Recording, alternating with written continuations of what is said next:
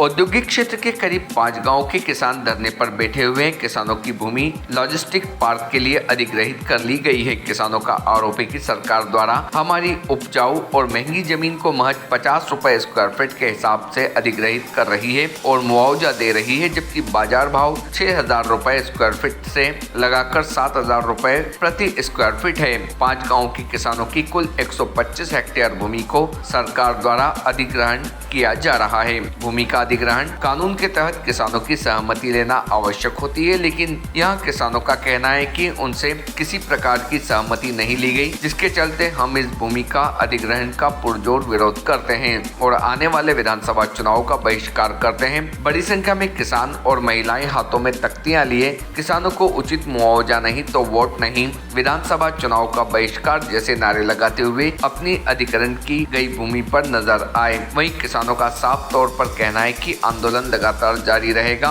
जब तक सरकार हमें उचित मुआवजा नहीं देती है। जान दे देंगे लेकिन जमीन नहीं देंगे। बातचीत में किसानों ने कहा कि आने वाले विधानसभा चुनाव में 5 गांव के लोग वोट नहीं डालेंगे और न ही किसी पार्टी के नेता को गांव में घुसने देंगे। वहीं किसानों ने मीडिया से चर्चा के दौरान बताया कि भूमि अधिग्रहण कानून के हिसाब से हमारी भूमि अधिग्रहित नहीं की गई है। सारे नियम ताक पर रखकर ही किसानों की भूमि को अधिग्रहित किया गया है। हमारी सैकड़ों हेक्टेयर भूमि जो कि उपजाऊ है उसको अधिग्रहित कर लिया गया है और नोटिफिकेशन भी जारी हो चुका है। वहीं सरकार द्वारा हम किसानों को नोटिस भेजे गए, जिसे किसानों ने लेने से मना कर दिया। करीब 5 गांव के किसानों की कुल 125 हेक्टेयर भूमि अधिग्रहित की गई है। भूमि अधिग्रहण में किसानों की सहमति नहीं ली गई, नहीं सरकार का कोई भी अधिकारी हमसे बात करने के लिए आया है। कुल मिलाकर सरकार तानाशाही भरा रवैया अपना रही है। सरकार किसानों से जमीन छीनना चाहती है। सरकार 50 रुपए स्क्वायर फीट का मुआवजा दे रही है, जबकि बाजार भाव 6,000 से 7,000 रुपए प्रति स्क्वायर फीट के रेट हैं।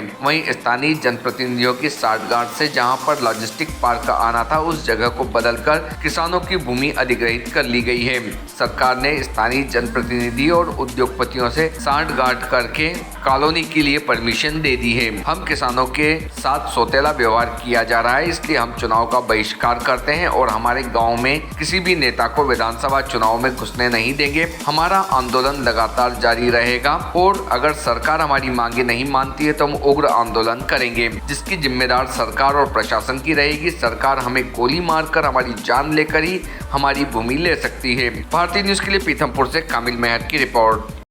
किस लिए आंदोलन कर रहे हैं आप और क्या कारण है? जी, हमारे किसान भाइयों की ज़मीन है, हम 1 इंच भी ज़मीन नहीं देंगे, चाहे हम जान दे देंगे पर ज़मीन नहीं देंगे। उद्योगपति लोग अपने फायदे के लिए किसानों का गला काट रहे हैं, तो हम ज़मीन बिल्कुल नहीं देंगे। हमारी उपजाऊ ज़मीन है और संचित ज़मीन है और हमारा हक है, हमारा अधिकार है, इससे हम ये ज़मीन नहीं देंगे, चाहे हमारी जान चले जाए पर ज़मीन नहीं देंगे। अभी आप लोग नारों में बता रहे थे कि विधानसभा चुनाव का विरोध करेंगे, क्या मामला है? हाँ, बहिष्कार करेंगे, विधानसभा चुनाव का भी बहिष्कार करेंगे हम। आपका नाम बता दीजिए। कविता माने। सरकार जो है एक तरफा कार्रवाई करके किसानों की ज़मीन छीनना चाहती है।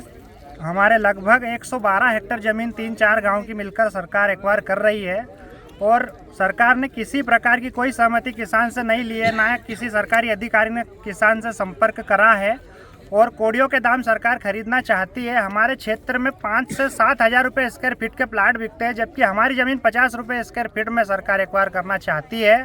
इसमें हम किसानों की पूर्णतः सहमति है एवं हम ज़मीन देना नहीं चाहते हैं।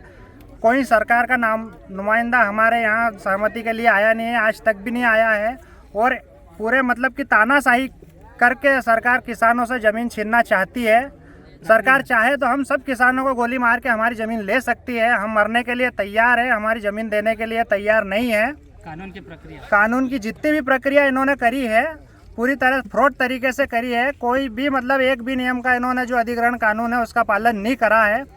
हाई कोर्ट में हमने जो केस करा था उसमें भी इन्होंने फ्रॉड करके हमारी रिट पिटीशन जो है लगी हुई थी, उसके बावजूद इन्होंने अवार्ड कर दिया है और हमको मतलब पूर्ण तरीके से ये हमको आत्महत्या करने पर मजबूर कर रही है सरकार। इस बार चुनाव में क्या करेंगे आप?